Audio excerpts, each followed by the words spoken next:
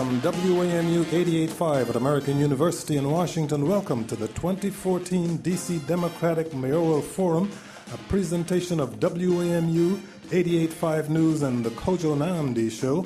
I'm Kojo Nnamdi.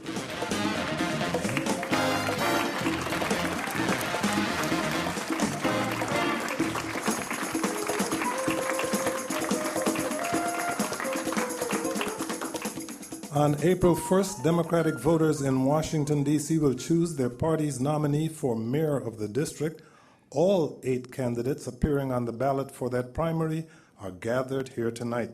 But before we meet those candidates and the panelists who will be asking them questions, let's consider for a moment the state of the city. By many measures, D.C. is thriving, but prosperity isn't filtering down evenly to all residents. Many have questions about whether efforts to improve public education are in fact succeeding. And many have questions about whether the city's public officials, including the incumbent mayor, can be trusted. The candidates joining us here tonight to answer those questions are Carlos Allen, Muriel Bowser, Jack Evans, the current mayor, Vincent Gray, Rita Jo Lewis, Vincent Orange, Andy Shalal, and Tommy Wells. And joining us to ask questions of those candidates tonight, Patrick Madden of WAMU 88.5, Tom Sherwood of NBC4 and the current newspapers and WAMU 88.5, and Kavitha Cardoza of WAMU 88.5. In just a moment, Kavitha will be asking the first question of the evening, but first, I'd like to spell out a few rules of the road. First, while we won't be keeping an official clock, we'd like you all to keep your answers as brief as possible. If you can't, I'll do it for you. Second, we'd like to conduct this more like a conversation than a formal debate. We'll not be asking each candidate to answer every question, but if we respect each other's time, everyone will surely have lots of opportunities to speak. In that spirit, my time is up. Kavitha, it's your turn. Councilmember Muriel Bowser, I'd like to start with you. When you came on the Kojo show in January, you said, "I have made no commitments to keep Kaya Henderson, and I certainly have made no commitments to get rid of Kaya Henderson." You want residents to make a commitment to you and to vote for you. Please make a commitment to them and tell us whether or not you would keep the current chancellor of D.C. Public Schools. Well, Kavitha, thank you for that question. And schools is certainly a top issue for D.C. Residents, in all 8 wards. What they want to make sure is that we have a mayor that is going to stand up and stand strong for school reform, and we'll certainly do that. They want a mayor that makes sure we have a chancellor that has a plan for every section of a city, and a mayor that's going to be committed to transforming our middle schools. I've also said, and I think I said in that interview, that we have a great chancellor. I think she has good ideas and she's moving the ball in the right direction. And I want the opportunity, just like for every director of every agency, to make sure that her commitment and vision matches my own. The urgency that she will approach it with matches my own, and she will have an opportunity to make her case with me. So I haven't made that commitment or decision, but I can assure you our government will be committed to attracting the best and brightest. Our government will be committed to standing behind agency directors so that they can make the tough decisions necessary. So that's where I stand. What about residents who want to make their decision about whether or not to vote for you based on whether you would keep Chancellor Henderson? Well, what I tell them is that I approach the decision with certain principles, and I've explained those principles. And I don't think that sometimes when at election season, there are a lot of rash decisions and judgments made and promises made that often are broken. So I want to tell those residents that we're going to approach that decision like all the other directors with certain principles in mind. I would like to ask all the other candidates, would you keep or would you remove current Chancellor Kaya Henderson? I'll answer that next. I'll give you a decisive answer. I would keep her. So I'm not going to be wishy-washy on this or say one thing or another. I've worked with Chancellor Henderson. I think she's doing a good job. And just recently, just tonight, and I want to thank the mayor for this, we have worked together to fully fund the renovation of Garrison Elementary School. And so any parents who are listening tonight, Mr. Mayor, I want to thank you publicly for working with me on that, and with our chancellor. We need continuity in the school system. I've been on the council 23 years, and I believe we've had 18 or 19 school superintendents. The last thing we do is have a mayor come in and replace the chancellor and put this school system back into chaos again. I don't agree with Chancellor Henderson on everything, and I can give you some issues where I don't. About a year or two ago, there was school closure ideas, and they were going to close Garrison and Francis. I worked with the chancellor and with the mayor, and we made a decision to keep them open. And on a number of other issues, though, we have worked together to improve this school system. School reform is not easy. It's difficult. It's challenging.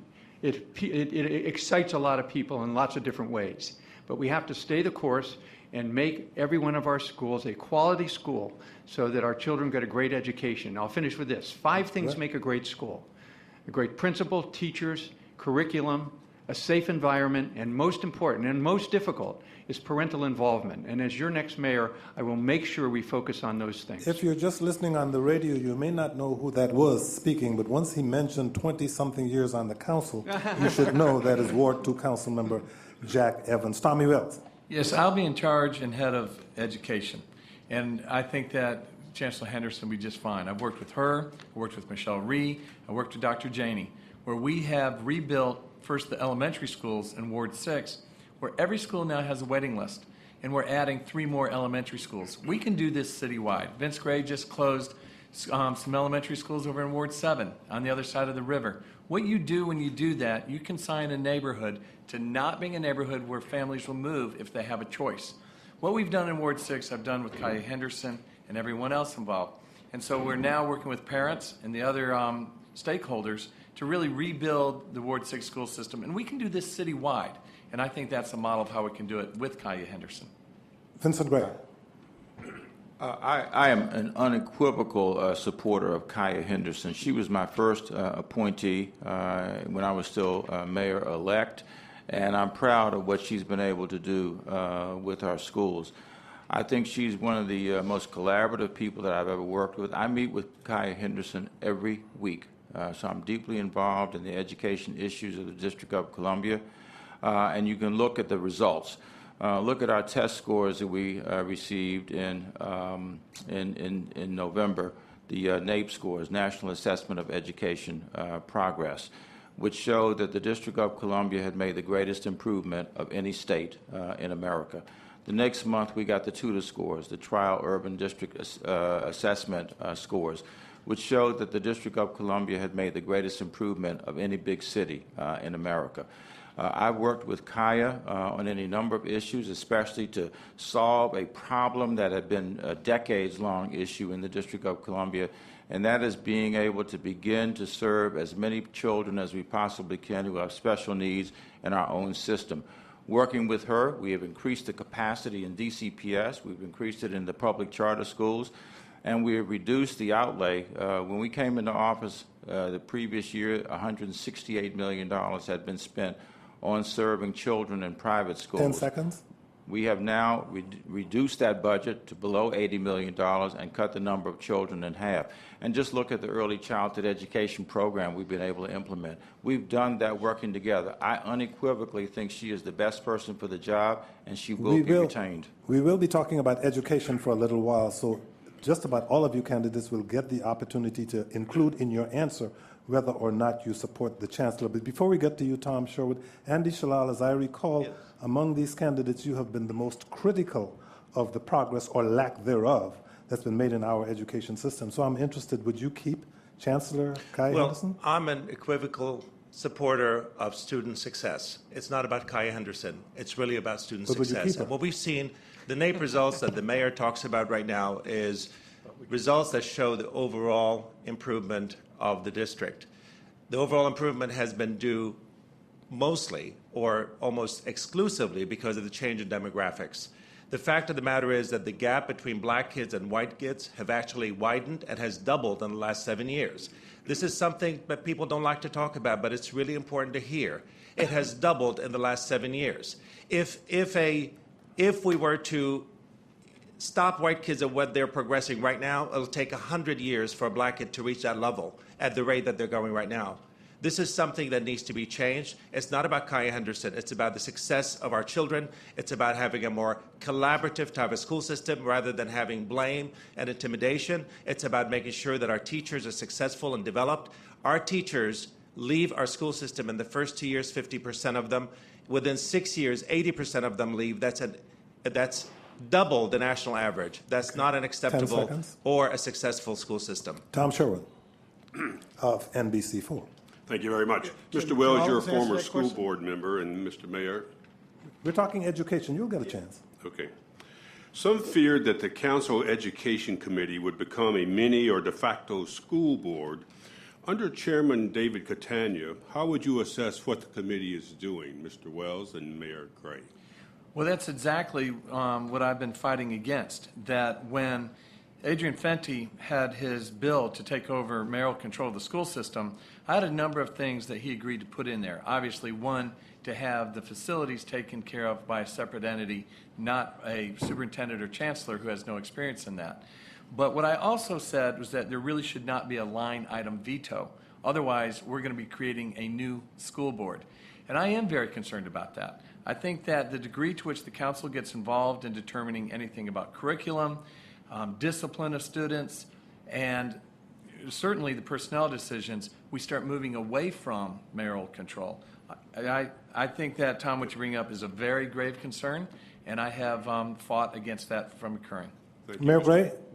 Oh, I'm sorry. Follow up, Tom. Well, Mr. Mayor, I think you know the question. I do. And I've had the opportunity to be in both roles. As the chair of the council, I had oversight of education. And I tried to keep in mind that the council essentially does two things. It is involved in legislating and it is involved in oversight. And I worked very hard to make sure that I and those who were working with me on the council at that point didn't interfere with what we were trying to do. And that was to be able to move education forward, to give the mayor the control of it and give it a strong chance of the opportunity to run our schools. I'm very concerned, frankly, with the current Committee on Education. I think that they should be doing the oversight. If they have hard questions, they should ask those questions and they should expect answers. But I don't think we should have competition with the committee competing with the chancellor or others who are trying to run education programs in the District of Columbia. That is precisely what we wanted to get away with, because we had a Board of Education that was attempting to micromanage the superintendent of schools. The council. The chairman of the committee is now attempting to micromanage. Well, I'm concerned about the degree to which the council is engaging in the effort to run the schools in the District of Columbia. If there are programs that the council believes should be implemented, it can be done through legislation. First of all, I would hope that they would have a discussion with the chancellor, with the deputy mayor for education, with the state superintendent for schools. But I'm sorry, Mr. Mayor, to be clear, you're talking about not the full council, but the Council Education Committee chaired by David Catania. Well, there's only 13 members on the council, and the chairman, for example, has a role in truancy. And we've worked with the chairman on truancy issues. He works with Council Member Catania. I don't believe Council Member Catania or any other member ought to be involved in trying to run the programs of our public schools. Patrick Madden. I'd like to ask a question about neighborhood schools. More and more families are choosing to attend the elementary school down the block. How do you ensure diverse neighborhood schools in terms of race, income, socioeconomic status in neighborhoods that are frankly becoming less diverse, rapidly gentrifying? What is the appropriate role for policymakers to ensure diversity in neighborhood schools, or is there even a role? Councilmember Orange. Well, first of all, let me say that the proper role is to ensure that our children are getting a good education and that they graduate with a diploma of value. I believe that our elementary schools exposes the problem of our middle school, and that is our children that we're sending to the middle school, 60% of them are not proficient in reading or math. And that's the reason why parents begin to peel off and they send their kids to charter schools or to private schools because they know in the middle schools the children are not prepared to move forward. And that's the reason why with the chancellor, I would have one question for her. Do you believe that you are producing students for middle school that can proceed? And that is, are our children able to read independently, and can they add, subtract, multiply, and divide? Because the curriculum changes in middle school. You're no longer learning to read, you're reading to learn. You're no longer learning how to add, subtract, multiply, and divide. I'm now introducing you to fractions, decimals, and algebra so you can move on. Middle school is not really the key to the problem. The problem is elementary school and what you send to the middle school. And that would be the question that I would have with the chancellor to ascertain what is her philosophy on that and as to whether or not she's now ready to deal with that issue. Mayor Gray continues to say, I have all 12,000 of these children in early childhood education, and I'm doing well. No, you're not, sir, because you have them there, but what are you putting in their heads, and what are you moving forward? Last week on Fox Morning News, they indicated that only 13% of low-income families' children are proficient in reading and math. And until we recognize where the problem is and ensure that we have a curriculum in place to move kids to middle school as another cycle comes in, we're going to continue being in the same place. Got to take a short break, but we'll be coming back. You're listening to WAMU 88.5's D.C. Democratic Mayoral Forum. I'm Kojo Namdi.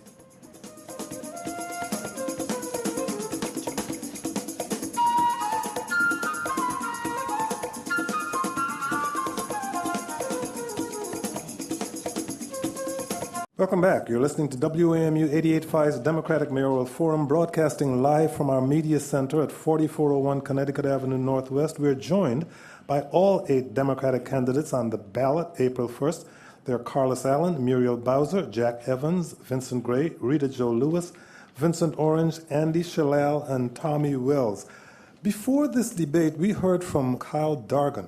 He contacted us through the Public Insight Network. He's a young, single African-American resident who has not yet started a family, but he has a question for you, Rita Jo Lewis, about disparities within D.C.'s education system. I am a homeowner in Ward 7, and the public education options east of the Anacostia are not very promising. As I consider starting a family, I don't know if I can stay in D.C. and afford private school or risk having my child's future decided by a school lottery. What are the candidates' plans for assuring parents in all wards that their children will have access to quality education that is truly public? Rita Jo Lewis noticed that he said quality education options that are truly public. What do you take that to mean? Quality educations that are truly options means that he wants to have choices. He wants to be able to decide. But he said truly public. I know. I was going to say he wants to have choices. He wants to decide whether he wants to go to DCPS. He wants to decide whether he enroll his kids in or the child that he would have into a charter school. And so I would never take a choice away from a parent's, because that is going to be, we know, the most important decision they make about their family. One of the things that when you asked recently, you just asked was that, is there a major role for policymakers? And as the head of the schools, there exactly is a major role for policymakers. We've got to make sure that it's balanced. We've got to make sure that it's fair. We've got to make sure that all the stakeholders are at the table when we're making the decisions as to what schools are going to be open, what schools are going to be closed. And the most important thing is that what parents are telling me, they are terrified that they believe we're getting the elementary school areas right, but they are terrified when it comes to making that final decisions about middle school or high school. And so we cannot allow, we know that in order to grow a strong middle class in the District of Columbia, one that is sustaining, one that is going to stay here. I see it time and time again where I live. I live in a condo building downtown Washington. When they move in, their condo is bigger, they have a child, and then they say to me, Rita, I'm moving. And it's like 2 or 3 years after they've had have had their And they got about 15 seconds. And so for me, we cannot allow a child's zip code to determine what they're going to be. We cannot allow a child's zip code to be the determinative of what kind of education they're going to get. And that is why the mayor and all the decision makers have to be at the table. Carlos L. and Kyle Dargan said that public education options east of the Anacostia are not very promising. What would you do specifically east of the river to improve education options there? Well, one thing is transforming the whole system. I personally feel that right now, the system we have is only about testing. So it's a system that doesn't allow the children to learn. I mean, I'm looking at a young man named Logan right now, and I see a young man that has the ability to learn and grow very strongly. But if our system is not there, structured enough for that child to basically have all the structures in there to make him move forward, then we're setting him up for failure. So what we want to do is to make sure that we have a school system and a chancellor that is focused on making sure that the children are learning and not testing. That is the problem that we have now, and that's the old system. And my job as the next mayor of the District of Columbia is to make sure that we do that. And the thing about, some of the individuals who were basically in the system where they're thinking that they're working with the chancellor or they're affecting and they're micromanaging, we got to look at what their motives are a lot of times. Like a David Catania, what is his motive? Why he's fighting back and forth with the chancellor? So what we have to do is to make sure that we have a school system where families can know that when they come to this city, that they don't have to put their children in a private school system. They can put their children in a public school and know that their children are going to graduate. Because right now, we've got 50% of our children are not graduated from high school. That is a problem. Whether you live in Ward 1 or Ward 6, your boundaries might be changing. I think Tom Sherwood has a question about that. Yes, first to Muriel Bowser, the biggest decision facing the chancellor, other than the running of schools day to day, is the changing of the boundaries. I don't believe they've changed since the 1970s. Ms. Bowser, what is the role of the mayor, for whomever the chancellor might be in your administration, in terms of making sure that the boundaries attract parents and not drive them to the suburbs? Well, that's a very serious question, Tom, and one that I think that if we don't handle the right way, it has the potential to crack our city in two.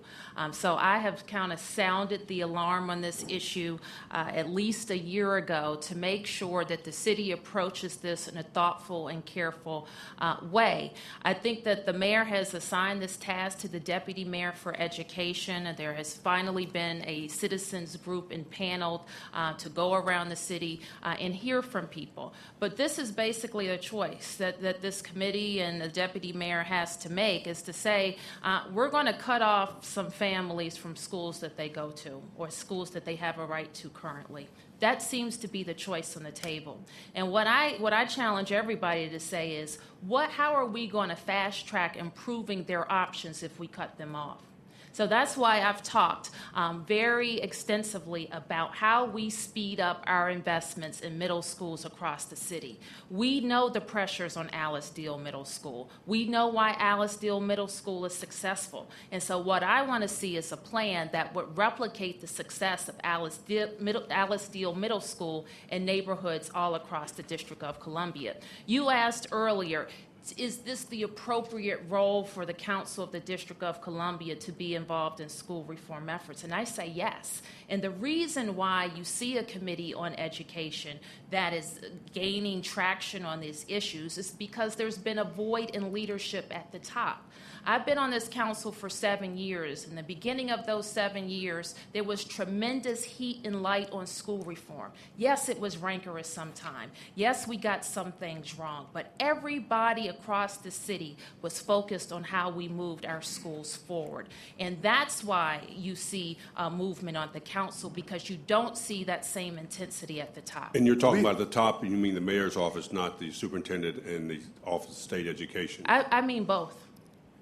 We don't have an audio clip of this question, but it is really for Muriel Bowser. It was from Matthew Idy, and it has to do with economic development, but it gets to schools. How does the head of the Economic Development Committee, who is rejecting a development opportunity for 3 wards, 1, 8, and 6, the D.C. United Stadium proposal, have the gall to say the $150 million in infrastructure building money for the stadium site at Buzzard Point should be used for middle schools? All of the middle schools in her ward closed on her watch. Well, first, I haven't rejected anything because the council hasn't been sent anything.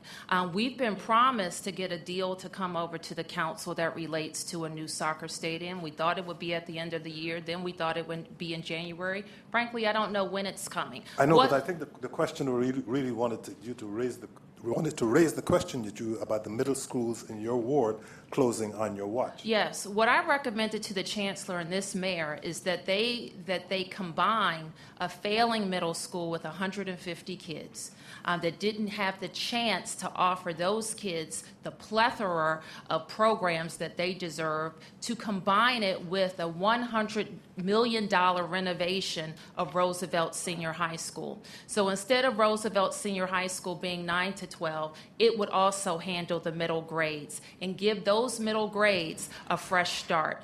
They rejected that idea. And I will tell you, Kojo, it is extremely disappointing. And moving forward, I'm committed to making sure that we have a standalone middle school, since it won't be at Roosevelt Senior High School in Ward 4, in addition to more middle schools investments across the city. Patrick Madden, WMU 88.5. Well, I thought the question we talked about with the DC United Stadium, I thought that I wanted to ask a more general question about that, because I know that's one of the most interesting topics. So you're going to go to development now? Go ahead. Okay. Whatever you want. And I'll direct this to Mayor Gray. People want DC United to stay in DC. We also know that the owners of the team are wealthy. One of the investors just bought an Italian soccer team for more than $400 million. Now, with all the problems in the city right now, homelessness, affordable housing, why should the city, and by extension taxpayers, like the folks here in this audience, why should they foot the bill for half the total stadium costs when you add in the acquisition of the land, infrastructure? Yeah, well, actually, the deal is about a $300 million deal, and the city is responsible for the infrastructure investment. The team is responsible completely for the building of the stadium. And I think we see, you look at what's going on with the National Stadium down there, it has had a catalytic effect on development. What is going east from National Stadium is developing and developing rapidly. But if you look at what's happening west, it really has not occurred at all on Buzzard Point. And one of the purposes, in addition to keeping the team here, that we are trying to achieve is to be able to have a catalytic effect on what is west of South Capitol Street. Right now at Buzzard Point, you have several parcels of land, you have a scrap yard, you have nothing that has any economic development value associated with it. We've looked at this deal. We believe that between $60 and $70 million of economic activity will occur as a result of the stadium coming there. There are jobs that will be created. There will be between 400 and 500 construction jobs that will be created. Over 300 jobs will be created on a permanent basis. And frankly, there is a huge and growing population of people in the District of Columbia who want to see our soccer team be able to stay here. So I don't see it necessarily as simply an entertainment investment. It is an investment in the economic growth of the District of Columbia. But why not just have the owners deal privately with the private developers, and if we want to sell the Reeves Center, we could sell it to the highest bidder and obviously make more money? Well, first of all, the Reeves Center is involved in this because it allows us to be able to capture a parcel of land that is in the footprint of where the stadium would be. So we're swapping land with one of the companies that is involved in this. And for the Reeves Center, it is not just a sale, it's really having an economic development and catalytic effect as well. We are moving the Reeves Center to Ward 8, to the east end of the city. There will be somewhere between 700 and 1,000 employees who will be moving with that. That, too, will have a tremendous economic development catalytic effect on the east end of the city, where we have been making huge investments and will continue to do that. So the soccer stadium really is an economic development project. I wouldn't call it even a sports entertainment project at this stage. I wanted to circle back to education for a little while. Kavitha Cardoza of WMU. I wanted to talk about adult education. So there are approximately 85,000 adults in DC who cannot read at a basic level. They struggle to read a menu, a pay stub, or a bus schedule. And while the district does offer workforce development programs, they all require an 8th grade reading and math skill level. According to city data, though, 90% of DC adult learners are below this level. What specifically would you do to help adult learners access these training programs? Question to whom? Can we start with Councilmember Vincent Orange? I know you've been involved with UDC. Yeah, absolutely. That is a problem because, once again, we're failing our students when they're young people, and we let them progress through life, and all of a sudden you're an adult, and the system has failed you, and now we have to come back and provide the remedial training to get you up to par. And once again, we keep focusing on middle schools. Middle schools. I would like to move to the people who are adults who need help now. We can't go back in time. So what can we do to help them? We're not going back in time. What we're doing is we are fixing the future. And when you dwell on middle schools and say middle schools is a problem, you don't understand the problem. For Councilmember Bowser to keep saying that I want to have an Alice deal across this entire city, that's missing the point.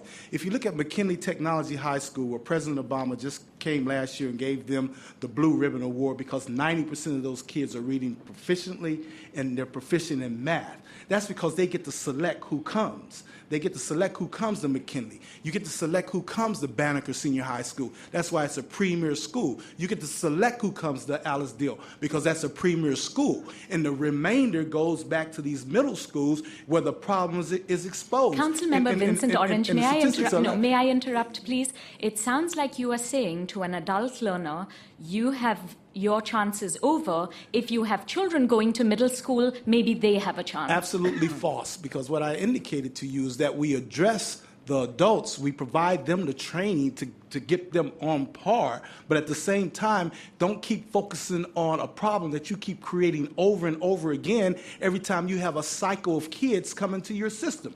You are creating a problem. You are not addressing the problem, and you got everybody thinking that middle school is the issue when that is not the issue. If you cannot add, subtract, multiply, and divide, if you cannot read independently, you cannot move forward in life. Thank you, Councilmember Orange. What would you do, Vincent Orange, to address the problem as it exists among adults today? Oh, as once again, as adults today, I would provide them the instruction to help them get to the point where they can read and where they can add, subtract, multiply, and divide, and where they can move forward. It's just like at the University of District of Columbia.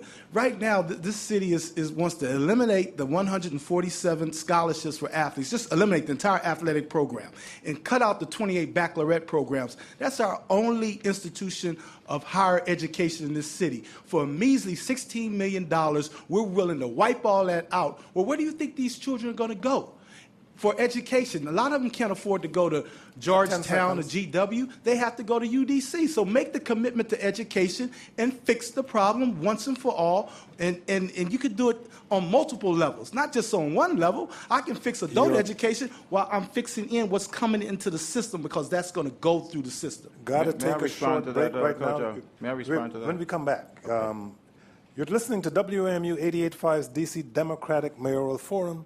I'm Kojo Nandi.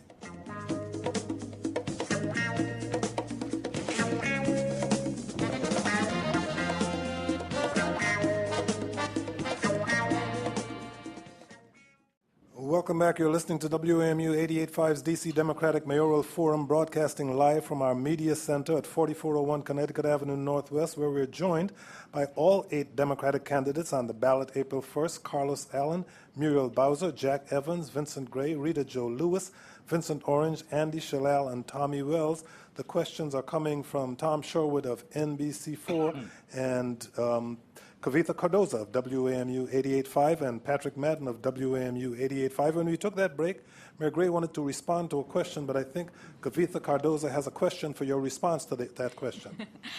Mayor Gray, you unveiled a new program adults, today. Right? Pardon? You unveiled a new program today, Forward 8, and I wanted to know whether any of those workforce development programs in Ward 8 would help adults who have a below basic reading and math skill level. They will. And I think what has been missing historically from this city that we have paid some attention to and started to create is a workforce development system. That has a number of elements associated with it. First of all, a workforce investment council, which we recreated, which was essentially dormant when we came in, to bring to the table those people who have a role in helping us create jobs and create opportunities, especially for adults. to be able to take what has been a fledgling community college and turn it into what it was supposed to be. And that is not only an entity that provides associate degrees for folks, but short-term coursework that would prepare people for jobs. Also, creating a workforce intermediary, which we've done. In addition to that, taking our stay schools, which are in the D.C. public school system, turning them into programs that prepare adults not only academically, but specifically for jobs. That's what a workforce development system is, and that is exactly what we are doing. We have focused a lot on development in this city, and we've done it with intentionality, and we know it's creating jobs for people, and there are 3 areas in which jobs are being created: construction, information technology, and hospitality. 2, if not 3 of those are areas for people who have low educational attainment to be able to actually get trained and get a job. We started last August the planning for the restoration of career and technical education, which used to be called vocational education, in our schools. We will be opening this August 9 academies. What they will focus on will be construction, information technology, and hospitality. There has been virtually no alignment in this city historically around what people were being trained for and the jobs that were being created. 15 seconds. What this administration has done has taken control of development in this city and then worked to be able to create the jobs that and get people trained for those jobs that are being created here in the District of Columbia. That's why our unemployment rate in substantial part has come from 11.2% when I started office down to 8.1% now. And I firmly believe that after 4 more years, we'll be down to 5% unemployment with intentionality, not coincidentally. Well, speaking of development, Jack Evans, I noticed yesterday that I follow you on Twitter. You tweeted to the actor Kevin Spacey, quoting here, "We'd love to have you film House of Cards in D.C. Let's talk." This was just a tweet, but there's a perception that you care more about the sexy stuff, like a TV show filming in D.C. or a new stadium project for a sports team, than you do about the less affluent residents of the city and what they're going through to make rent or find the right school for their kids. What can you say to counter that perception? In my 23 years on the council, what I've done is revitalized our city for everyone who lives here. I've worked on the big projects, but I've also worked on the small projects. So let's talk about education. In my time on the council, I was one of the leaders on the council in the school modernization, in the mayor control of the schools, in supporting Chancellor Rhee and Chancellor Henderson, and in making our schools better today than they've ever been. Still have a long way to go. In economic development, I have been a leader in this city in revitalizing our city from where it was in 1991. Remember, in 1991, the District of Columbia was akin to where Detroit is today. Our downtown was largely deserted, our finances were in chaos, and our bond rating was a B, and our unfunded pension liability exceeded $10 billion. Today, we are the envy of every city in the country. Our finances are the best. We have $1.7 billion in our bank account, a AAA bond rating, and a downtown that is the envy of everywhere. But the downtown is not just it. We have reached out into all of the neighborhoods, creating business improvement districts, creating economic development that has helped everyone. As mayor, what I want to do is bring the prosperity that we are enjoying in the city to everyone. When we go into other wards, east of the river, what I've done is introduce legislation to create business improvement districts in Wards 7 and 8, and to bring the kind of retail and economic opportunities to everyone. And I'll finish with this on the jobs. When we put together the deal for the Convention Center Hotel, one of the things we mandated was that 600 jobs in that hotel, which opens up in May, will be for district residents at all levels, entry level and on up. We have had 2,000 applications. In 1 month, when that hotel opens up, there'll be 600 district residents working that weren't working before. Okay. It's exactly that type of approach that I will bring to the mayor's job to get our city working for everyone. Andy Shalal, you wanted to answer the same question? Yes, I think on the issue of gentrification, is that what we're talking about? That's what we're talking about. All right. Well, you can't really talk about gentrification without talking about race in this city. I think that's an important element of what gentrification is and what it looks like. Everybody wants to have clean streets and safe streets and all of that. But when you talk gentrification, it means 2 different things to do 2 different groups of people. I would propose to have some sort of gentrification tax relief so that the people that have been living here don't get pushed out of their communities. I would like to see some more inclusionary zoning so people that can't afford to stay here can stay here. I'd like to see public housing preserved, make it clean, make it safe so the people that have lived here, again, can stay here. Those are the issues that we're dealing when we're talking about gentrification. And we can't go around just saying that we have a AAA bond rating. That's wonderful, but to the 110,000 people that are living below poverty, that means absolutely nothing. I know it's important to make sure that we have a city that is functional, but it's important to understand who it is functioning for, and that's the key. But Andy Shalal, I couldn't help noticing that in its editorial, the Washington Post said about you that what you seem to do is go around criticizing the very forces that caused you to be successful as you are. That I infer from that your success is a product of gentrification. How do you respond to that? You know, you really can't blame businesses for gentrification. That doesn't seem fair. I think that's a government function that tries to mitigate the impact of gentrification on communities that have been here for a long time.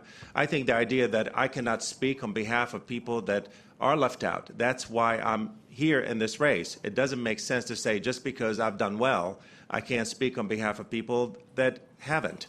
It's important for people that have done well, in fact, to be able to speak on behalf of people that haven't because they're not in this room. And that's the people that I'd like to talk about. Tom Sherwood. While we're on this subject, Ms. Bowser called you a rich socialist, and she apologized. What did you think of that?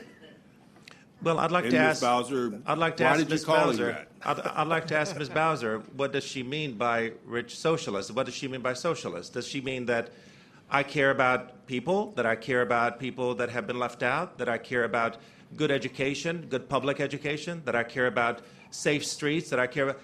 Her father worked in this. He was a union organizer. He would have been called a socialist. You know, you have to understand that the whole term of calling somebody a socialist is just it has many different connotations. I took the positive end of those connotations, so I didn't take it as an insult. I took it as someone who cares about others. Sure. Was that just a slip on your part to say that? Well, Andy is, moment? Yeah, Andy is rich, and I don't fault him for that. I take pride in his success. I've donated to your campaign. Thank you. And he is to the left of most of us, and I don't fault him for that either, because I think that he has brought a much-needed perspective to this debate. So to answer your question, I mostly said it in jest when I learned that Andy had contributed $45,000 to his campaign. But I really appreciate, though I don't agree with everything he says, he's causing all of us to think long and hard, and certainly I bring my own concerns, and what I hear from neighbors all across the District of Columbia is we love our growth, we love our prosperity, but we don't want to live in a city where young families can't afford to buy a home. We don't want to live in a city where senior citizens are getting priced out of their homes. And we don't want to live in a city where there is no pathway to the middle class. So all of us have to be very concerned about that. And I'll just say to a lot of people that are following Andy's campaign that I share that concern. I share that concern, and we're going to carry it with us all the way to April 4th. I am reliably informed that Tom Sherwood has a question about gentrification for just about each of you, but the requirement is that the answer be short. Yeah, it is a short answer, if they know it. Go right ahead. Tom Sherwood. Alyssa Silverman of the D.C. Fiscal Policy Institute wants to know whether each of the candidates believes he or she does or does not live in an affordable neighborhood. Starting with you, Carlos Allen. And you can say what neighborhood it is. If I live in Mount Pleasant, and I don't think... No is the answer. Go ahead. Next. Ms. Bowser? But I'm broke, though, so... Okay, all right. Well, you're holding on. Ms. Bowser? You're broke and you can afford to live in Mount Pleasant? Ms. Bowser? I live in Riggs Park. It's a wonderful working-class affordable? Neighborhood. It's affordable. It's Mr. the Evans, best you live in Georgetown. We'll skip you. Let me just say this. Well, we know this is not a long answer. It's the best value in the District of Columbia. Okay, Mr. Evans, you live in Georgetown. We're going to skip which everyone knows is affordable to everyone. No, there are affordable places in every neighborhood. Tom. In Georgetown, there's an affordable absolutely, in every We'll neighborhood. get those after the show. Mr. Mayor. Yes, I live in an affordable neighborhood in Ward 7, right down the street from Naylor Gardens, which is a whole group of apartments, affordable apartments. Ms. Lewis, I live downtown in Mount Vernon. No, it is not Not. affordable. Mr. Orange? But you know what, Tom? The citizens don't care where we live. What they care about when is stoves what we're pick up, going they to do for them. We can't have a long answer. Mr. Orange? I live in an affordable neighborhood, Brooklyn. Ward 5, Brooklyn. Ward 5, Brooklyn. Brooklyn or Brookland? Brookland, Michigan. Make sure you Park. say it right. You live there. Mr. Shalom. I'm the rich socialist. I live in a non-affordable neighborhood in Colorado. Mr. Wells from Capitol Hill, is that affordable? When I was a child protection social worker and Barbara and I bought our place 25 years ago, it was for us. It's not now. I wouldn't be able to afford, as a city social worker, to be able to live in my neighborhood. Some of our listeners are concerned about how high the cost of living and housing have become for residents at all income levels. Here's a question we received through the Public Insight Network from Holly Gerberich. Affordable housing in the district for who? That's my question.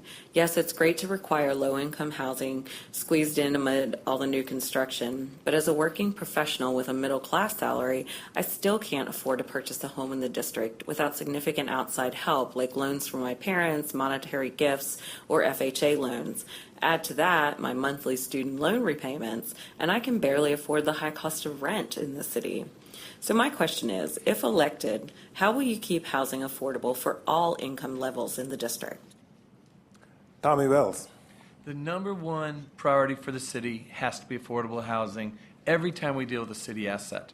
When the mayor was looking at trading the Reeves Center for the Buzzards Point property, I said, okay, if we do that, we've got to have affordable housing part of this deal. He said that's laughable and absurd.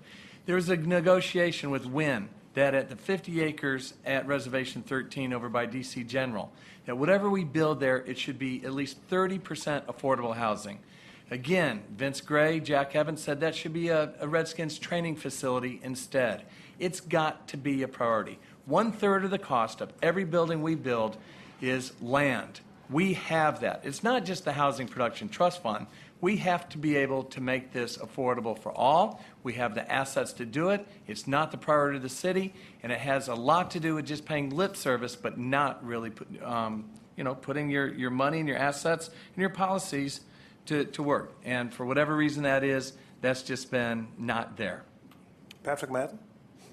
I'd like to ask a question about homelessness. I know this has been one of the big issues right now, and Mayor Gray, this question is directed to you. In the wake of this unprecedented surge of homeless families into city shelters, your administration put forth what's been called a tough love plan. The city would have the ability to kick a family out of a shelter within 24 hours if social workers determine that they have some other place to go. And as your chief of staff told the Washington Post, if someone is doubled up in a safe situation that's determined to be appropriate, we think that is acceptable. Families have done it for generations. Immigrant families do it. It's not an unacceptable situation. Is there a homeless crisis in D.C. right now, or do you think families are taking advantage of the city's right to shelter law? Well, actually, I don't know. I don't think I'd call it a tough love policy. What we were trying to do was figure out how we could help families. When the families have come in, they've been interviewed by our social workers. And the questions that have been asked is, what led you to the situation that you're in now? And there are occasions, many occasions, when somebody said, "Well, it was because I couldn't, my person who owns the home or who rents the place or whatever the case may be, the utility bills went up, or I wasn't contributing to the food and whatnot." And what has been done is to get together with the family that came in and whoever it is that they were staying with and say, all right, if the city contributes to this, can the person come back? And in an overwhelmingly large number of instances, the person has said yes, and we have contributed to that. So that's not a tough love situation. That's trying to find a way to keep people where they were with support until we can find a home for them. Interestingly enough, the numbers have started to come down. We are seeing now the numbers of families that have exited in the month of February have exceeded now the numbers of people who came in. And what we're getting ready to do now, Patrick, is reach out to the real estate community to try to organize them in a way to make units available to us.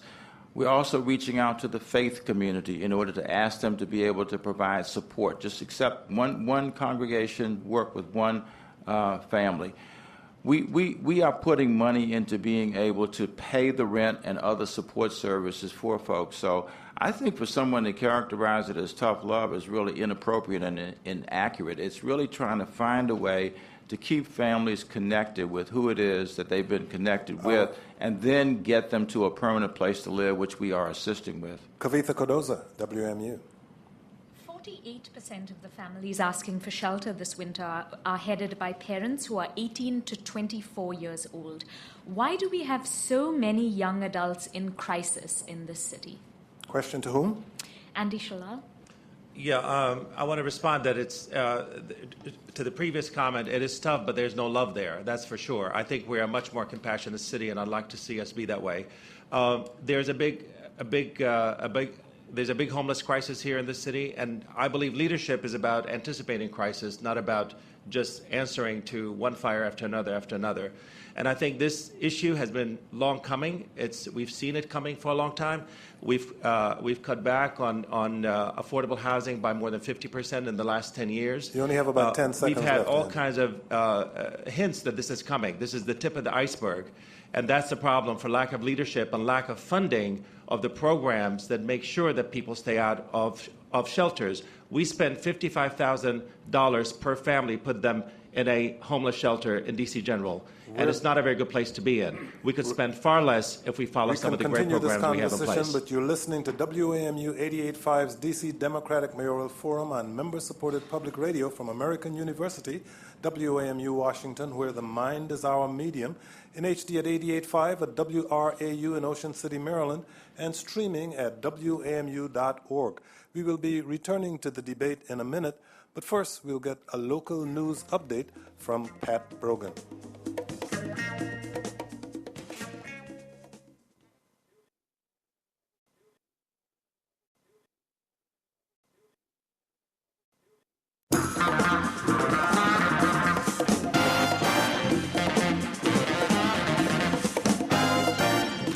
Welcome back to WAMU 88.5's D.C. Democratic Mayoral Forum, broadcasting live before a studio audience at our media center at 4401 Connecticut Avenue Northwest. I'm Kojo Nnamdi. We're joined by all 8 Democratic candidates appearing on the ballot April 1st. They are Carlos Allen, Muriel Bowser, Jack Evans, Vincent Gray, Rita Jo Lewis, Vincent Orange, Andy Shalal, and Tommy Wells. And now to pick up where we left off, Kavitha Cardoza of WAMU 88.5 has a question. I'm going to repeat my previous question. I'd like Mayor Gray to answer it. 48% of the families asking for shelter this winter were headed by parents who were 18 to 24 years old. Why do we have so many young adults in crisis in the city, and what would you do to help them? Well, a couple of things, Kavitha. In terms of why I think this is the case, there are multiple reasons, of course. But one of them is, we have young women who are having children who have been living in the home that they grew up in, and this is where the doubling up situation comes. When, for whatever reason, and there are any number of reasons, problems exist, they have then shown up at the city seeking our assistance. One of the things that we are trying to do, we put money into what's called rapid rehousing, and that is to be able to get young people, the folks that you're talking about, get them housed, for which we will provide rental support and other services like Medicaid and food stamps, so those basic needs are taken care of. And over the longer term, that's why I'm putting $187 million into affordable housing, to create housing that will allow people then to be able to continue to afford to live in the District of Columbia. And some of those, of course, will be our families who otherwise would become homeless. There have been many people who have said that is just a drop in the bucket of what we need. How many people do you think that amount of money will help? Well, our commitment is to create 10,000 or preserve 10,000 units of housing over the next several years, which is a substantial commitment. I intend to put more money in this budget that will be forthcoming. I intend to put even more money on top of that. And I think the other thing that we need to recognize is it is not just a housing capacity issue. It's also a capacity issue for the people themselves. That's why education is so important. That's why adult education is so important, to be able to equip people with skills that allow them to be able to work and increase their earning capacity.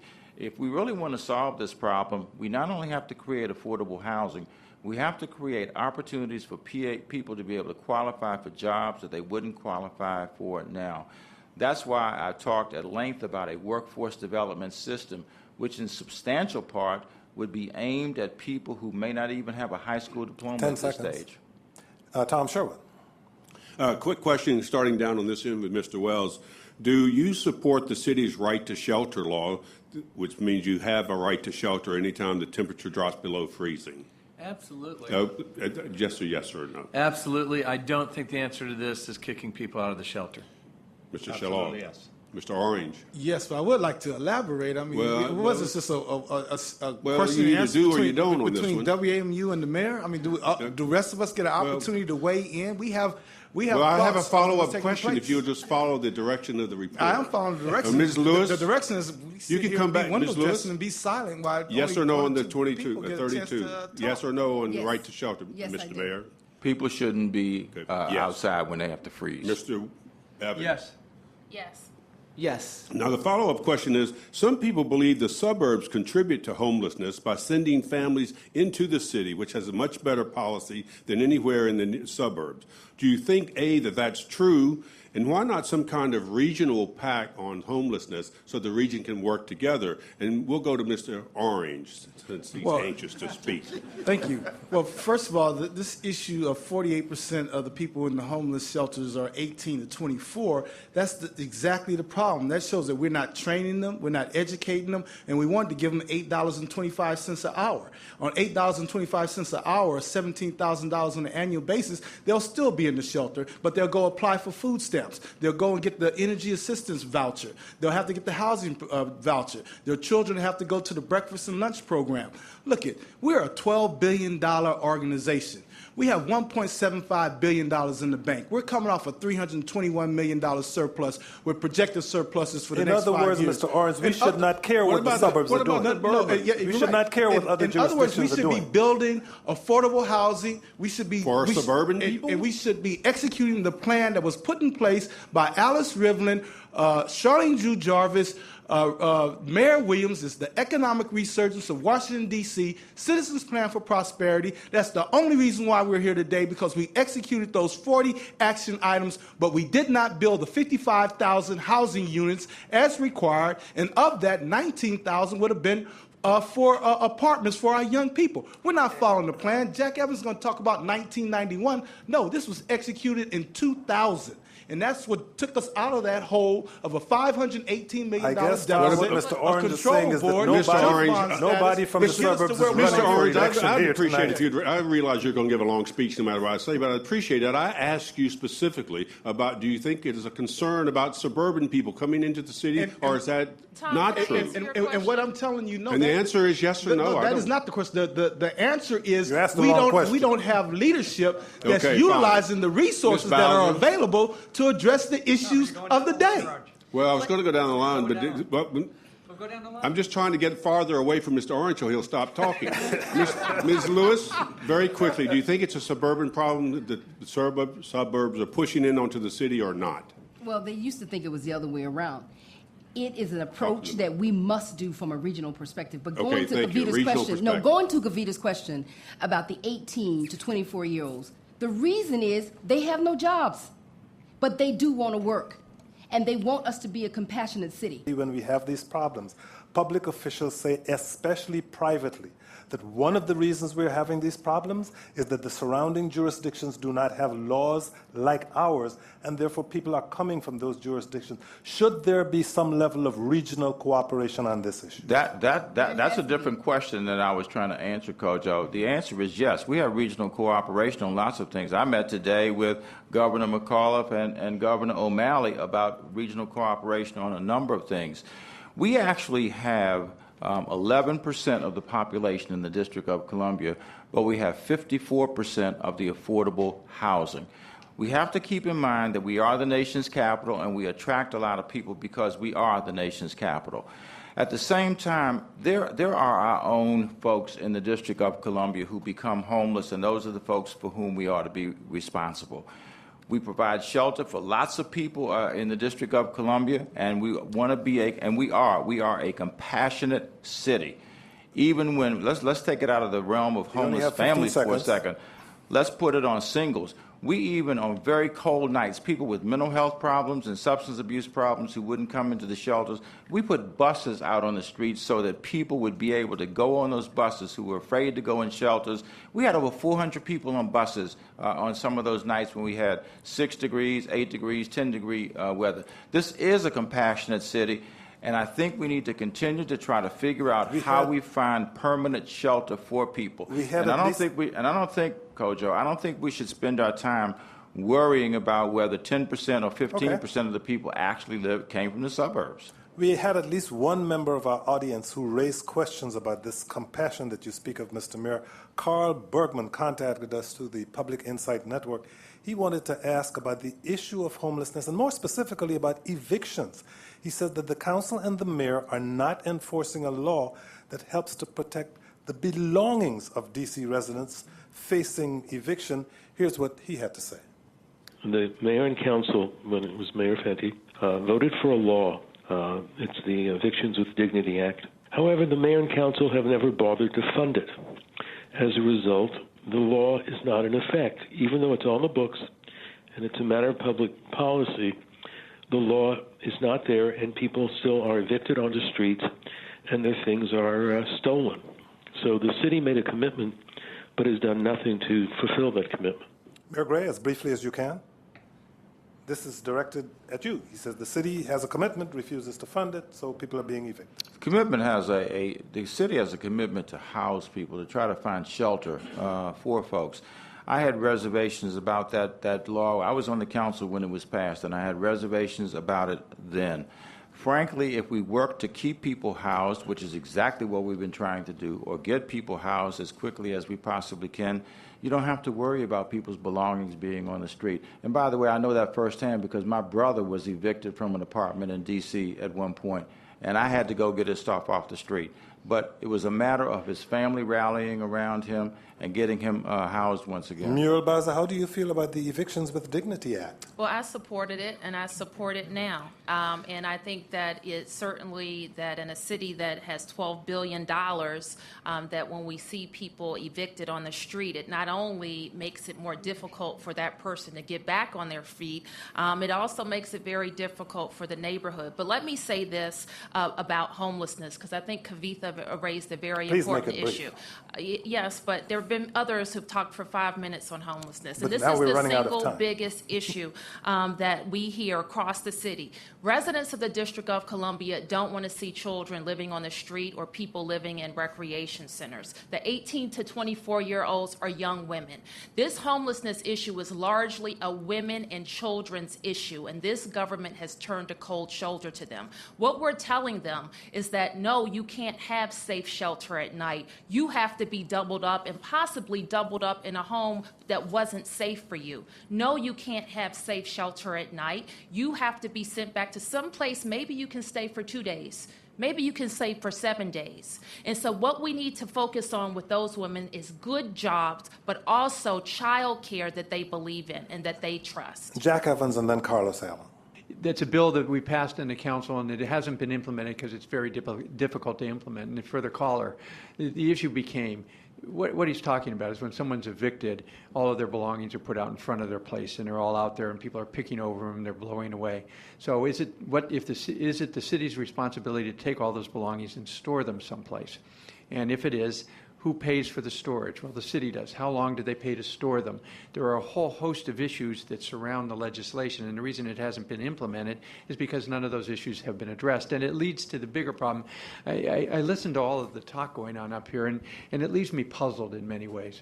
And give me a minute, since everybody's had so much time to talk about this. You got 30 seconds. No, I need a minute. I've been here a long time, and one of the things that almost sank this city back in the 90s were 2 laws, the right to shelter law and something called the Tenant Assistance Program. As the city began to struggle financially, the 2 programs ballooned and had to be curtailed at a cost to a lot of people. A lot of people were hurt by that. Those programs are back. The Tenants Assistance Program is now called the Rent Supplement Program, and the Right to Shelter law is back. And as they continue to grow and become expensive and more expensive, the question is, how do we administer them in a way that it doesn't negatively affect the city? I almost feel like the skunk at the picnic at these things, because everybody is promising everything to everybody without the ability to understand the finances of this city and how we're going to pay for it. And frankly, I have to tell everyone, the next mayor of the District of Columbia has to understand how the finances of this city work and how all of these programs are interrelated and how they're paid for. Otherwise, we are going to find ourselves back in a jam again. And the people hurt the most when the city finds itself in trouble are the people who can least afford to be hurt. Carlos Allen, and then Tom Sherwood has a question. Carlos? The Eviction with Dignity Act would be funded under a Carlos Allen administration for mayor. And the reason why I'm saying that is because I was homeless at one point in the city, and my property was put out, and it was all gone. So I understand the plight of the homeless, and I understand what it takes to actually get yourself back on your feet, and that's basically compassion from other people to help you. The thing about the problem that we have right now, there's no communication, and there's nothing out there that's letting folks know that there's issues out. I mean, there's things out there to help them, for them to move forward in their lives. So the key thing is now getting it out there to the people who are in need, to allow them to know that we're here to help them. It's all about bringing compassion and humanity back to the city. And like everyone is saying, this is a billion-dollar organization. There's more than enough money in here to help as many people out here to get them back on their feet. But the key thing is basically economics. Economics is what drives everything. And if we're not getting folks, either educating them to get a better job or educating them to start their own businesses, nothing changes. So the key thing for myself as the next mayor of Washington, D.C. is to make sure that people are getting on their feet and moving forward in life. You're listening to WAMU 88.5 DC's Democratic Mayoral Forum, featuring all 8 candidates on the primary ballot April 1st. We're going to take a quick break. I'm Kojo Namdi.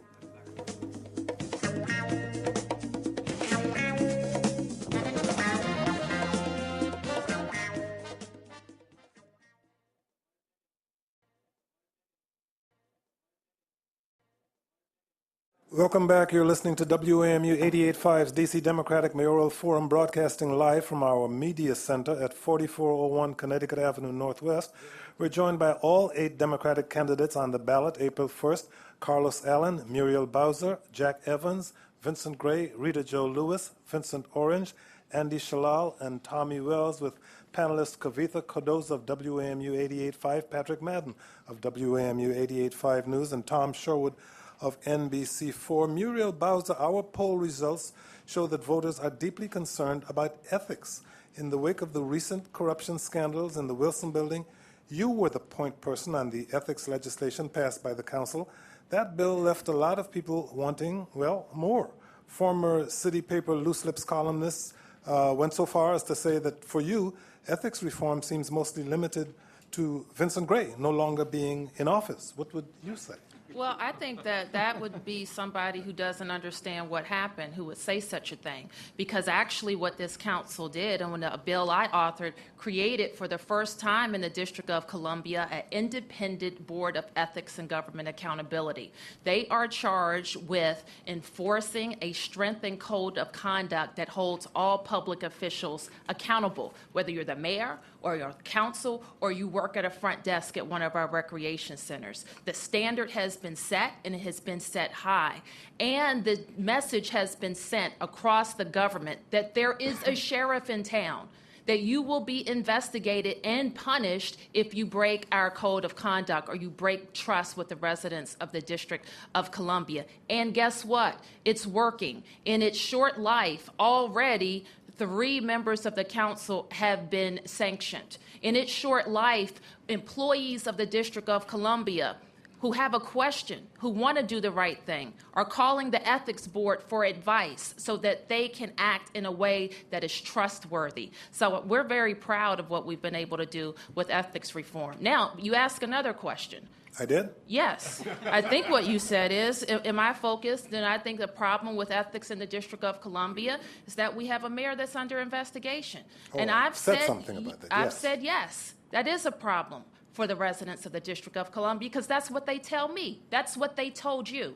They want to trust their government. They want a mayor that's going to level with them. If a U.S. attorney is asking you for questions, if the U.S. attorney is asking you for documents related to a multi-million-dollar government contract, and you have your attorney general refuse, that's a problem for the residents of the District of Columbia. Listen, this is my hometown, born and raised here, and I want to see our city move forward. Jack is right. This is not the D.C. that I grew up with. The D.C. that I grew up in was dangerous. Our politics were in shambles. Our schools were spiraling out of control. Now we're on the right path, but our politics are still in shambles. This is our opportunity to turn that around. Tom Sherwood. Ms. Bowser, I'm going to follow that up. I'll ask you, you have opposed, Mr. Wells has wanted to ban corporate donations, and you have voted against that. You are receiving corporate donations, but also, I'm told, I don't know, I apologize for asking without checking, have you received money in your campaigns from Jeffrey Thompson in the past? Yes, I think a lot of people have. Have you returned the money, or have you done something with it, or? No, and as you know, Tom, Mr. Allen would like the record to show that he has not received contributions from Jeffrey Thompson. Well, please maybe go not ahead. yet. Is it my turn to answer, because I like to answer? But corporate donations. Yes, what about it? You think they're okay? I think that if for campaign finance reform issues, and I've said this a lot, and my friend, I'll just say this. I think for campaign finance issues that it's important that all campaigns disclose what they have collected and do it in a way that all of the residents of the District of Columbia can understand. I think that it's important that our Office of Campaign Finance enforces all of the violations. So we're talking about accepting corporate contributions when we have a U.S. attorney that is investigating a shadow campaign where all sorts of money was put under the table. Those are the issues. That issue has to be enforced. Let's face it, every one of our panelists has something to say about this, and you will each get that opportunity. It comes first in the form of a question from Patrick Matt. Just a quick follow-up on this issue of campaign finance reform, Councilmember Bowser. You were as chair of government ops. You had the ability to push campaign finance reform when it was under your committee, but it didn't happen.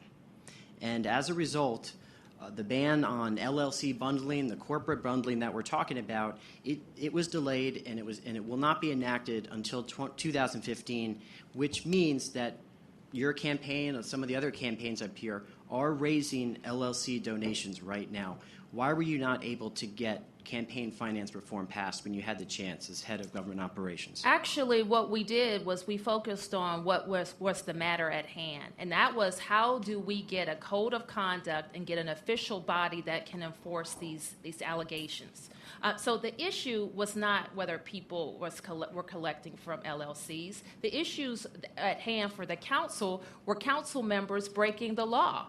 The issues at hand, still in this mayoral investigation, are things that are already against the law. But if you look at the laws that are being broken, they're all campaign finance violations. And they're already against the law.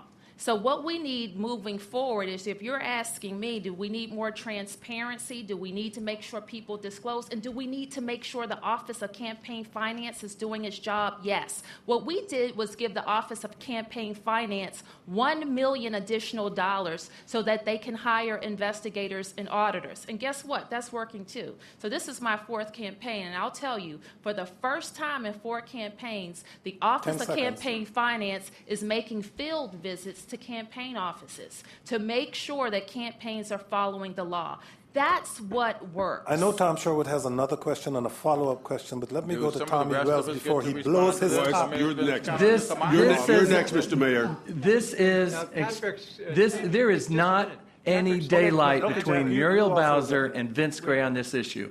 Both are taking bundled dollars from super lobbyist David Wilmot in this campaign, who's the chief lobbyist for Walmart, Pharma, and almost everything else big that comes to the council.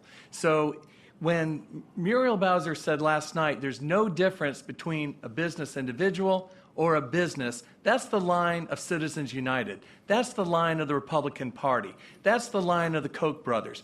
If you're a Democrat and a progressive Democrat in D.C., you should not be supporting that. Neither one should. It's corrupting our government, and that's what's in front of us. Ladies and gentlemen, we're getting to the best part. It's heating up. We only have half an hour left. You all know that each candidate thinks that he or she who gets the most time wins the debate, so we're in that competition right now. We're going to have to ask all of you to keep your answers as brief as possible from this point onwards. Mr. Mayor, I'm going to ask you a question which you maybe can get into this if you like. And I have written this one down because it's the heart of this ethics issue because of the investigation into your 2010 campaign. You've apologized for how that campaign was run, and you've declared your innocence of wrongdoing in public. But have you met with prosecutors to help them find the wrongdoers? If not, why have you not cooperated with federal authorities if you are innocent?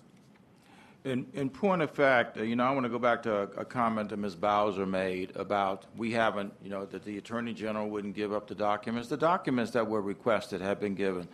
The cooperation that was asked of us is either come through me or has come through my attorney. I will assert once again that I did nothing wrong. We did nothing wrong in that campaign time. I've also offered a campaign finance reform bill that did not get through the council. That bill. I'm sorry, Mr. Mayor. The question was, but have you met with prosecutors to help them find the wrongdoers who sabotaged your campaign? I think I answered that. I answered that, Tom, and that is we have provided information, or my attorney has provided information. But you not personally have met with them? No. Have they asked you? My attorney has been the one who has been relating to this issue. Jack Evans, you've been wanting to say something for a while. I was going to talk about my bill. Do I get a chance to do that? Oh, well, please finish your statement. And I thought you were finished, Mr. Mayor. Well, he was finished. No, I have more, but you go ahead. I just wanted to talk about the campaign finance reform as well. But, Mr. Mayor, go ahead, and I'll follow you. The bill that we offered was designed to sever ties. It was an anti-bundling bill that did not get through the council. It was a bill that would stop lobbyists from being able to bundle contributions and give them to candidates. It also said that anybody who was a recipient of a grant of $250,000 or a recipient of a contract of $250,000 or more would be prohibited from being able to contribute to someone's campaign. None of that got through the council. And we put that on the right table. Thing to do, why don't you follow it? What do you mean why don't I follow it? You're not following it now. Well, the fact of the matter is we're following the law, Mr. Wells, and it is the law. But what you choose, propose, wait a minute, you follow what you propose? You choose to do what you choose to do, but there's nobody breaking the law who does that. If the law had been changed, I would follow the law. But if you just suggested banning these LLC donations or accepting donations from registered lobbyists, why are you accepting them right now if you think there's a problem? That's right. We're following the law, Patrick. But why? That is the law. It's essentially an outdated law, right? Because by 2015, well, it's not. As long as it's the law, it's the law. We're following the law. If the law changes, we'll follow that law. But do you think there's a problem with accepting LLC donations or registered lobbyists, like you just said? We've offered legislation, and the legislation was not moved out of the council. And I think I was next, Kojo, I was involved. Yeah. I was involved in the bill. Hold on for a second. Because I think, for those listening, you have to be cognizant, this is Jack Evans speaking, of the ramifications of the actions we are now taking. Whenever campaign finance reform comes up, it's to limit the ability of candidates to raise money. In this city, up to this point in time, we've been very fortunate to not have outside expenditures, PACs spending money on behalf of candidates, because candidates can raise enough money to run campaigns. I actually ran in a campaign in 1996 where the limits were $50 and $100. None of us could raise any money, and for the first time ever, you had independent expenditures. If you pursue the course of action you're taking of eliminating the ability of candidates to raise money, you will have two things happen. You will have independent expenditures being made, as you see on the federal level, on behalf of candidates, or you will have candidates who are very wealthy, we have one here tonight, who can spend hundreds of thousands of dollars of their own money on campaigns. Those are the two things we have never had in this city. It's creeped into the mayor's race, and if we pursue what we're doing, that's what's going to happen. Patrick, you made a statement that everyone was violating the campaign finance laws. Actually, the 3 council members who had to resign and are going to jail, none of them violated campaign finance laws. Kwame Brown cheated on his mortgage. Number 2, Michael Brown was taking bribes, and Harry Thomas stole money from the Youth Investment Kwame Brown Trust. pleaded guilty to a campaign finance violation. But what they got him on was his mortgage, and you know that. And so no one was convicted of violating campaign finance. But I just wanted to correct the statement. Wealthy candidates who can finance their own campaign. Cue you, Andy Schiller. Kojo, I think it's really important candidates to know, should not contribute their own money. It's really important to understand that everybody in this room, everybody that's listening, understands the corrosive impact of money on campaigns and on politics. Very few people would even question that. It's a problem. It's been a problem for a long time. I worked on a campaign here in the city back in 1991, 92, which passed overwhelmingly by the electorate. We had over 70% of the people voted in favor of it to limit campaign contributions to $100 for citywide races. And guess what? The next day, the council overturned it. They overturned it. Unless we have campaign finance Andy, reform. we ran an election in 1996 with that law. We didn't overturn it the next day. It wasn't overturned for 10 years. It was overturned the next election that was there. It wasn't. But, We ran but, the election. But the reason why, well, you were the one who overturned it, Mr. Evans. But the I reason had that why- power. we need to have campaign finance reform in this city, and we need to have public funding of our campaigns. That's the only way we can have clean elections, and people will be proud of our elections, and we don't have to run shadow campaigns and unknown campaigns and behind-the-scene campaigns. That's the only way we can do it. Rita Jo Lewis. Joe, let's just be serious with the listeners. This is Rita Jo Lewis speaking.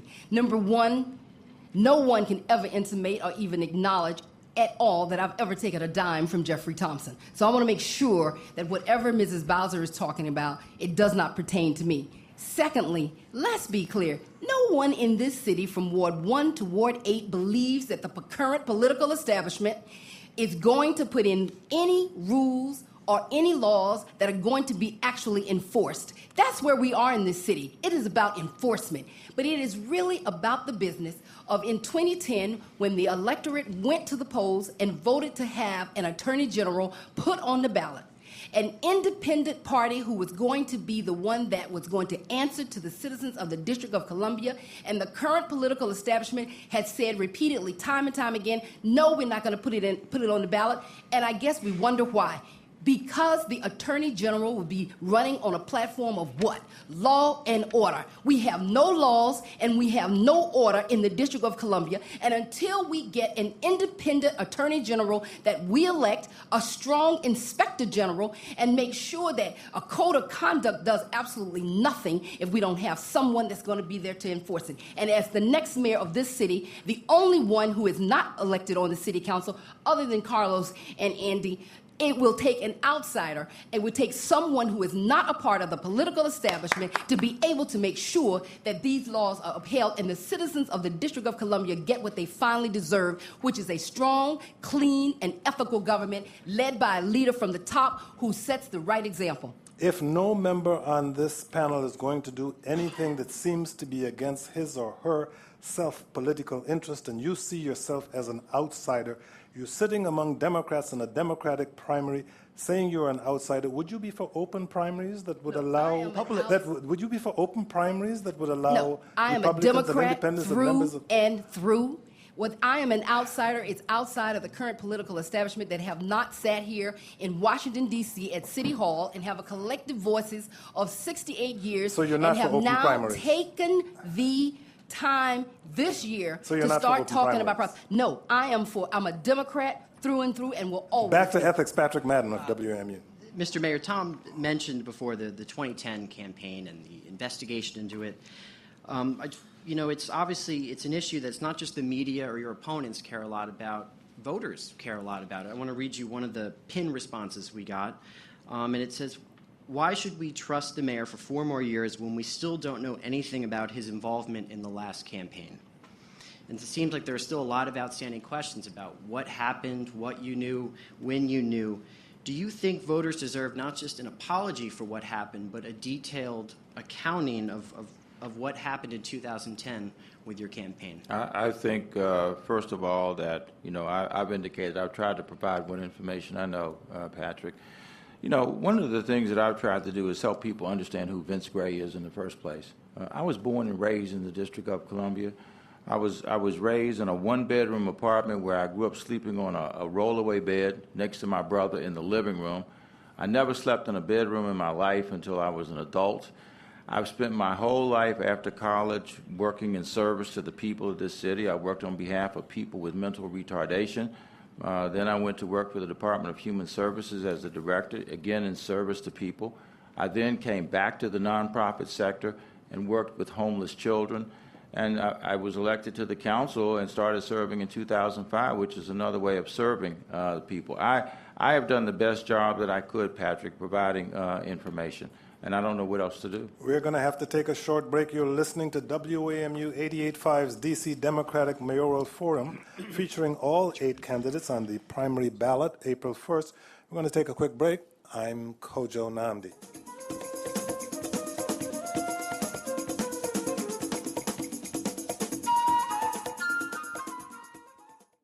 Welcome back. You're listening to a special D.C. Democratic Mayoral Candidate Forum, broadcasting live from our media center at 4401 Connecticut Avenue Northwest. We're joined by all 8 Democratic candidates on the ballot April 1st, along with WAMU reporters Kavitha Cardoza, Patrick Madden, and NBC4 reporter Tom Sherwood.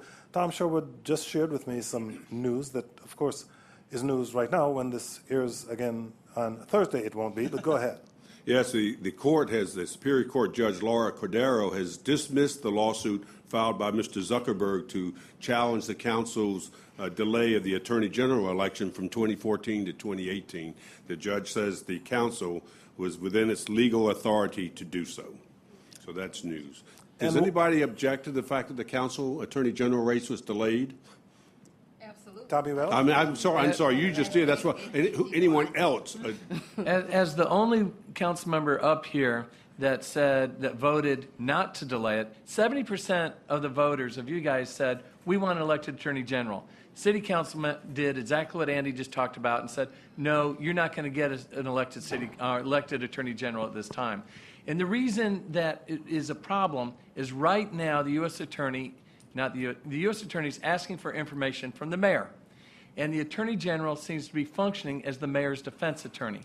We have to have confidence that the attorney general is representing all of us, representing the city, and not the defense attorney for the mayor. So it does undercut, it's just the whole point of why you voted for an independent attorney general. And if there was ever a time, now is the time that we need an independent attorney general. I voted for it. These guys said no. I'd like to speak to the other side of that. The law did pass, and we were moving forward with having an elected attorney general, and it became clear immediately that we had not defined even what the functions of the attorney general would be, who the lawyers would answer to, whether it would be to the lawyer in the mayor's office or to the attorney general, and the council had to pass legislation to correct that. We also had no one who was running for the office. So we made a determination. The attorney general is an extremely important job. And I didn't support it because we've had tremendous success. Chuck Ruff, John Farron, John Payton, legendary individuals in this city have been our attorney general and have functioned fabulously. We were not ready for this election, and had we gone forward, we would have elected someone who did not even know what the job was. So we made a decision to postpone it. Now, why it had to be postponed 4 years is because of the federal law that established it in the first place in our charter, that it is elected concurrently with the mayor's election. What we would have preferred to do is to postpone it for 2 years and then get our act together and be able to move forward. And that's why we did it. I think it was a responsible decision on behalf of the council. Now, it's not a politically popular decision. And that differentiates myself from the people who didn't support it. Because what I try to do is responsible, not what's politically popular. The election of the Attorney General is just one part of the fabric that people in the District of Columbia are trying to put together that would represent an assertion of our rights and of our dignity. Muriel Bowser, voting rights and statehood are an integral part of that. It has to do with whether or not people are full citizens. And when Jesse Jackson was a statehood senator, he said that it won't happen in D.C. until it rises to the level of an insult, until we are outraged by it.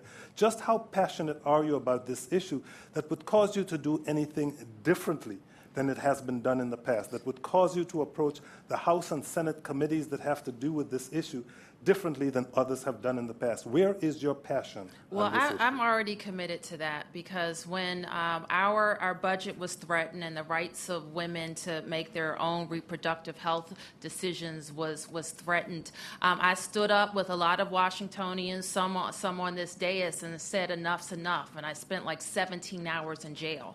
And what I learned from that experience was that we have been doing the same thing over and over and over again in the district. This is how we've approached statehood. There's some kind of crisis, and then everybody's mad, and then it goes away. Then there's another crisis, and everybody's mad, and it goes away. I'm known, and the Washington Post called me when they endorsed me pragmatic. And it's true. So I think we have to step back from this issue and do what big companies do when they want for the Congress. They have a strategic approach where they're targeting members of the Congress every day about all of the issues that are important to the District of Columbia. We have a lot of federal issues. We have Walter Reed, we have St. Elizabeth's, we have all of our national parks, and we have the need for budget autonomy. We have the need for legislative autonomy. And how would you go about targeting? Statehood. How would you go about targeting members of Congress every day? Well, we're going to make sure we have a presence on the Hill. In addition to our wonderful Congresswoman who works hard for us, but she needs a vote. And so we're going to follow all of our federal issues daily to make sure that we are getting to know those members. And so that when we have issues, we know where to go and they're going to speak up for us. This is one thing that I'm so convinced of. We have seen sea changes in thought in our country, in our city, in a relatively short period of time. You only got 10 seconds. Never thought that we would see marriage equality in our city at this point, but we did. We've been talking about liberalizing our marijuana laws. 7 years ago, it would have never happened. So we can see quick changes in how we think across the country about D.C. statehood, too. But we have to be ready. Because the problem here is we're not putting our money where our mouth is. Yeah, this all sounds good. I introduced a bill to support our statehood movement, the statehood delegation, $1 million, but the council won't vote for it. So how can we say we're going to do all these things when you won't even support your own statehood delegation, your shadow senator, your shadow representatives? If you want to put an organized campaign together, you have to pay for it. Is that something you're willing to do, Vincent Gray? That $1 million? What was that, Kojo? Putting together $1 million to lobby the Congress of the United States. Pass the bill that's on the table to do that. I think that's fine, but I think you need citizens involved in this, Kojo. We've had rallies, we've had all kinds of efforts. I was up on the Hill myself, and when there was a shutdown. And by the way, we refused to shut down the city because we used our reserves Allow to keep me to interrupt, our city Mr. Gray. open. Frankly, there are those who say the passion and the outrage isn't there. It needs organization, and organization needs money. That unless the city puts money and skilled organizers into it, it won't get there. Is that something you're prepared to do? We have to have a government that's not Outside of embarrassed the by mayor, scandal. I am probably the only, I know that I'm the only one on this stage that does not have to introduce myself to the members of Congress and the people in this administration in a bipartisan way. And so let's go to Tom's news about what the court did. When you think about it, we sit here and calling ourselves and wanting to be a state. We are a state. We have the city, the state, and the county function. 43 states elect their attorney general, and then we won't do it. We won't put it on the ballot. We won't do what the people of the District of Columbia have told us that they want us to do. We sit here, right here in Washington, where the National Association of State Attorney Generals, they sit there in Washington as the trade association for all attorney generals. They can tell us, they can work with us, they can partner with our leadership to talk about how we define the role of the attorney general and move us forward as to how the citizens have said that they want us to do, and we repeatedly, time and time again, and we won't do it. Patrick Madden or Tom Sherwood? I have an election question. Please go. The NBC4 WAMU Washington Informer poll said that Mayor Grace got 28% of the vote. Muriel Bowser has 20%. Jack Evans 13%.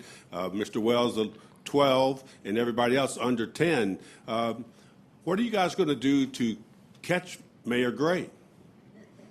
I haven't heard much tonight that I haven't heard for the last 6 months. You know what, Tom? Do you want me to answer that question? Well, no. This is a horse race. Give the political reporters the horse race quote of the night. Muriel Bowser, what are you going to do to catch Vincent Gray? Well, let me one at a time. Muriel Bowser first. Well, I thank you for that question, and I was actually very pleased to see those numbers, because from the last time there was a poll in the city, our campaign has gained the most ground, including the mayor. And so what we also know from that poll is that 2 out of 3 people don't want Vince Gray to be reelected. And so they're looking at our campaign very closely as the campaign that can make sure we get a fresh start in the mayor's office. Mr. Evans, what about that? You were in there. No, exactly. And what my campaign is going to be doing in the next 34 days is reaching out to the thousands and thousands of voters across this city who are undecided in this election. Right now, it looks like about 75% of the electorate is unsure about who they're going to vote for.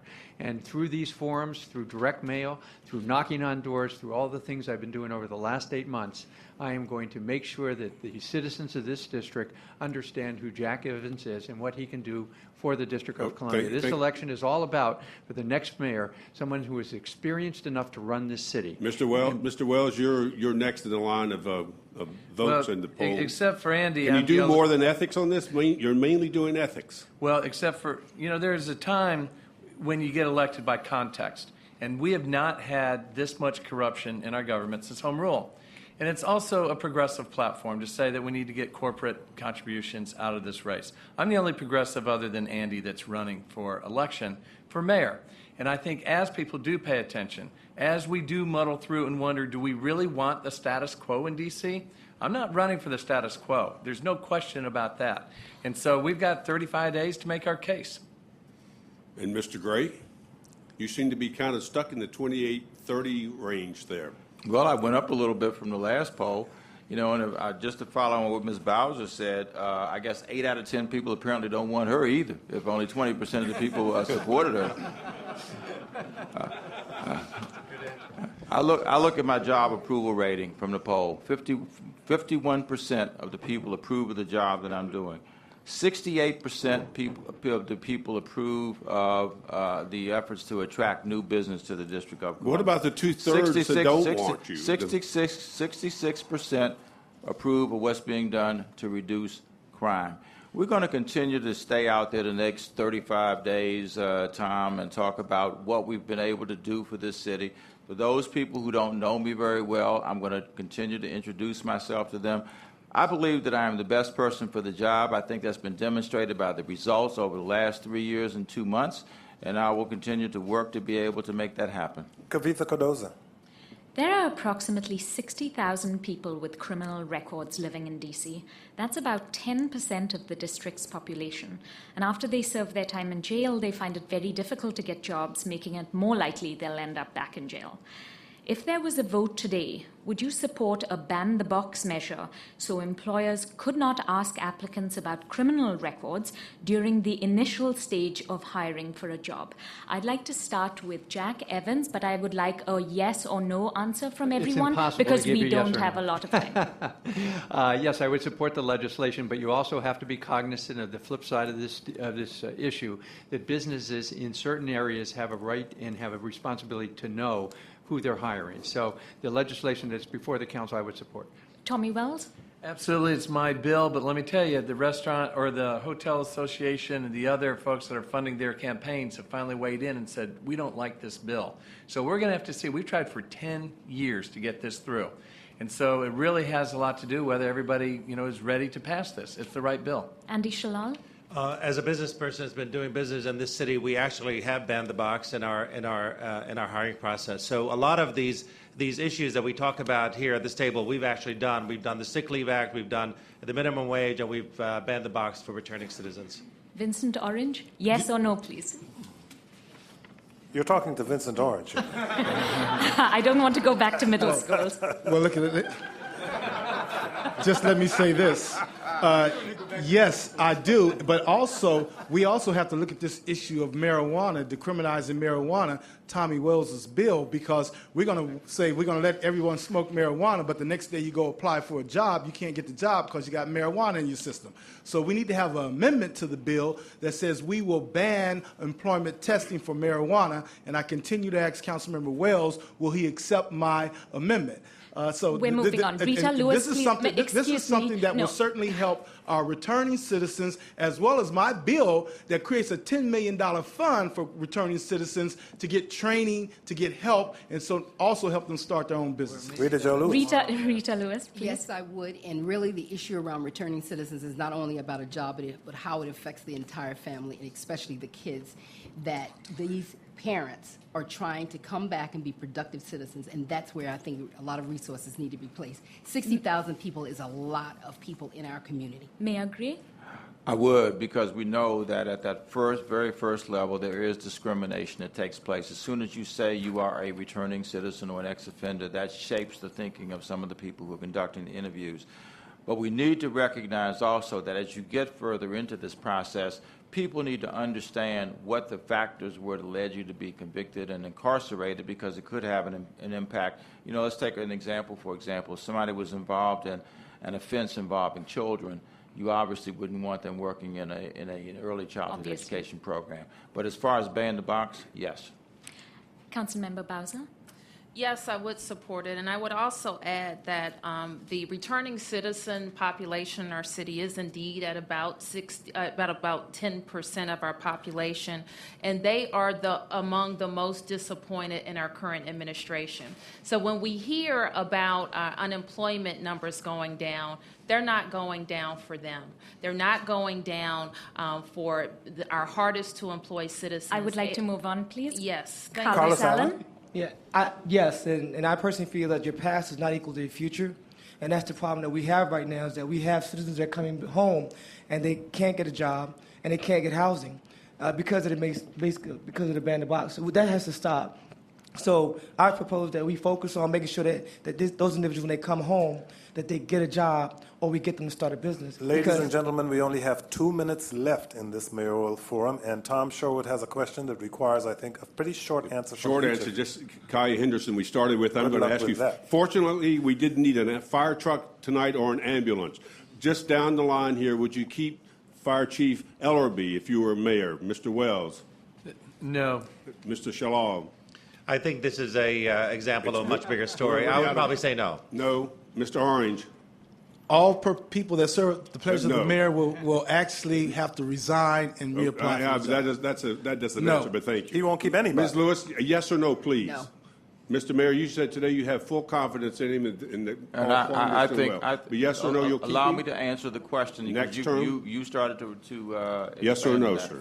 The answer is that I think that Chief Ellerby has done some good things in that job, and that is an issue that he and I will talk about as we move to a second administration. Mr. Evans? No. Ms. Bowser? No. And Mr. Allen? Morale's low, no. That's it? Does anyone else have another question? We have 1 minute left. I have a very complicated question about contracts worth $1 million or more, but we don't have time to answer it. In that case, then you won't be getting the opportunity to ask that question. That gives me the opportunity to... I have a question for you, Kojo. Will you keep Tom Sherwood on as the analyst on your show? That's a very difficult yes or no. question to answer. Yes No, or I am no. not running for Yes or office. no? Tommy Wells, thank you for joining us. My pleasure, Kojo. Good luck to you, did a Andy great job. Shalal. Thank you. Thank you very Good luck much. to you, Vincent Thank Norris. you. Thank you. Good luck to you. Joe Lewis, thank you. Good luck to you. Vince is great. Thank you. Good luck to you. Jack Evans, thank you. Good luck to you. Mayoral Bowser, thank you. Good luck to you. And Carlos Allen, thank you. And good luck to you. This has been a special joint broadcast from WAMU 88.5 News and the Kojo Namdi Show. Thank you to all the candidates and to our studio audience who joined us in WAMU's community room. Thanks also to members of the WAMU staff who helped make this event possible. You're listening to WAMU 88.5's Democratic Mayoral Forum on member-supported public radio from American University, WAMU, Washington, where the mind is our medium in HD at 88.5 at WRAU in Ocean City, Maryland, and streaming at WAMU.org. I'm Kojo Namdi.